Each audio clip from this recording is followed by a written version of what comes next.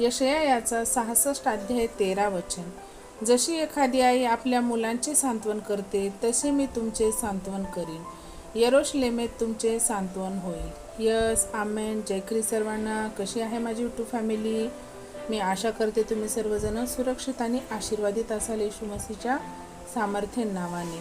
तर परमेश्वराने या सुंदर दिवसासाठी किती अद्भुत वचन दिलेलं आहे प्रियांनो आपल्याला, की परमेश्वराचं वचन काय सांगत आहे, की जशी एखादी आई आपल्या मुलाचे सांत्वन करते तसे मी तुमचे सांत्वन करेन. यस, आमेन.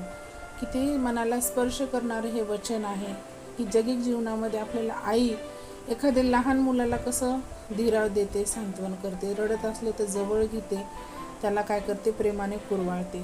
तर त्याच प्रकारे परमेश्वर सुद्धा आपलं काय आहे, सांत्वन करणार आहे. आणि तो यरूशलेमेत तुमचे सांत्वन होईल हे का म्हणतोय परमेश्वर? तर परमेश्वराला आपल्याला सुरक्षित अशा ठिकाणी ठेवायचं आहे.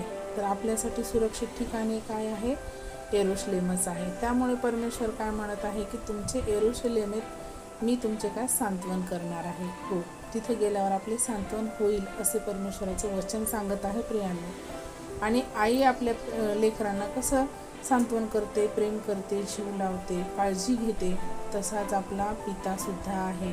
या पूर्ण सृष्टीचा निर्माण करता यहोवा, आणि त्याने आपल्या पाप्यांवर तेवढी प्रीती केली की त्यांनी आपला एकुलता एक पुत्र दिला.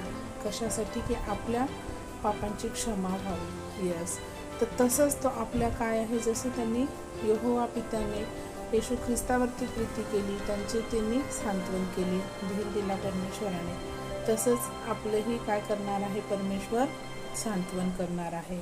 आणि आपल्यालाही तो काय करणार आहे, धीर देणार आहे, विसावा देणार आहे. परमेश्वराचं वचन एका ठिकाणी असंही सांगतं, की दुःखी, कष्टी आणि भारक्रांत जन हो, मजकडे या, मी तुम्हाला विसावा देईन. तर हो, परमेश्वर हा शांतीचा दूत आहे, राजा आहे.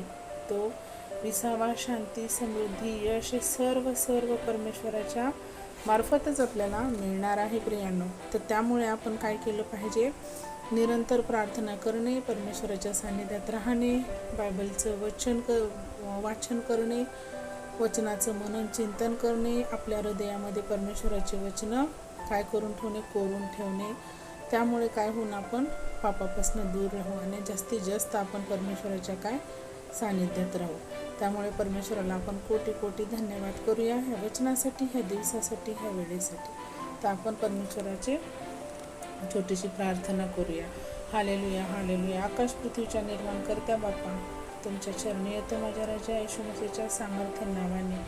किती अद्भुत वचन दिलेलं आहे तुम्ही आमच्यासाठी माझे बाप्पा, की जशी एखादी आई आपल्या मुलांचे काय करते, सांत्वन करते, तसे मी तुमचे सांत्वन करीन. आणि यरूशलेमेत तुमचे सांत्वन होणार आहे. हो, यस, आमेन. आम्ही या वचनाला येशू मसीहच्या सामर्थ्य नावाने ग्रहण करतो माझ्या राजा, रिसीव्ह करतो माझ्या परमेश्वरा.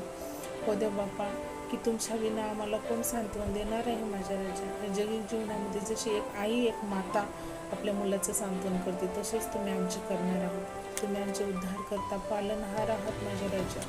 हो परमेश्वरा, आम्हाला तुम्ही सांत्वना द्या, शांती, समाधान द्या माझ्या राजा. जे कोणी माझे बहीण भाऊ आज दुःखी कष्टी आहेत माझ्या राजा, त्यांच्यापर्यंत वचन पोहोचण्यास सहायता आणि मदत करा माझ्या बाप्पा, जेणेकरून ते सुद्धा आशीर्वादित होतील.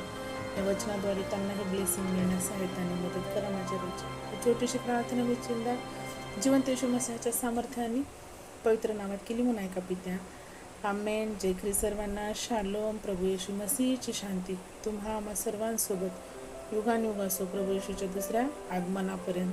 तर परत भेटूया अशाच एका अद्भुत वचनासोबत.